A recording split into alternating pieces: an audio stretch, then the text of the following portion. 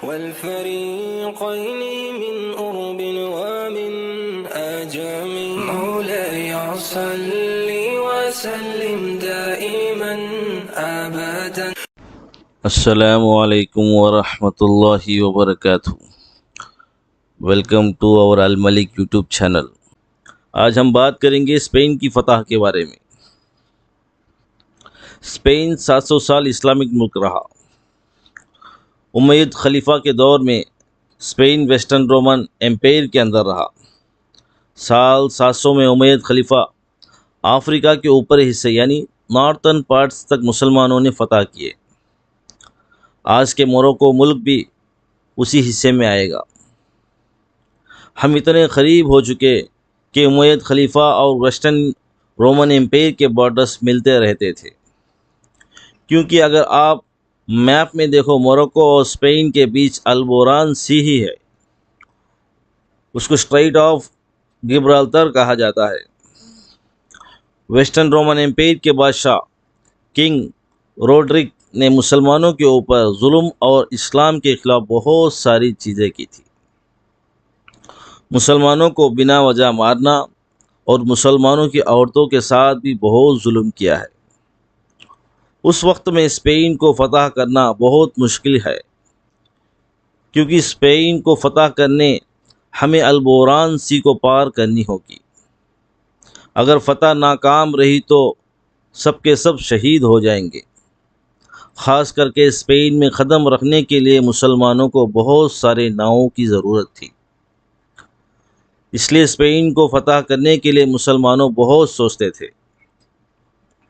ایسی حالت میں ایک شخص ہے، ایک کمانڈر ہے، ان کا نام طارق بن زید. اپریل 30 سال 711 کو طارق بن زید اپنے 7000 لشکر کے ساتھ البوران سی کو پار کیے تھے. جب انہوں نے البوران سی کو پار کر کے اسپین میں قدم ڈالا تو اس طرف دشمن بادشاہ کنگ روڈرک اپنی بھاری لشکر کے ساتھ انتظار کر رہا تھا. طارق بن زید کو دو راستے تھے، یا وہ اپنے لشکر کو لے کر واپس مڑنا یا جنگ کر کے اسپین کو فتح کرنا، جو بہت مشکل ہے کیونکہ مسلمان کی لشکر صرف 7000 ہے.